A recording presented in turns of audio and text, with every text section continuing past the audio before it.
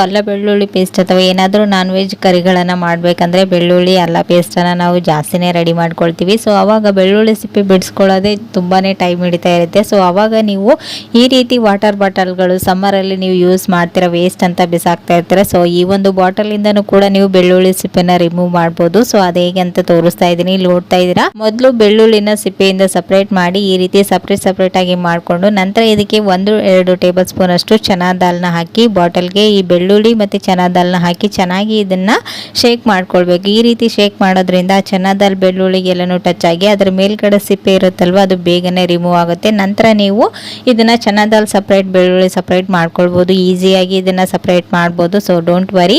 So ಇವಾಗ ನೋಡ್ತಾ ಇದ್ದೀರಾ ಈ ಚನಾ ದಾಲ್ ಕೂಡ ಸಪ್ರೇಟ್ ಆಗಿದೆ, ಬೆಳ್ಳುಳ್ಳಿ ಕೂಡ ನೋಡ್ತಾ ಇರ್ಬೋದು.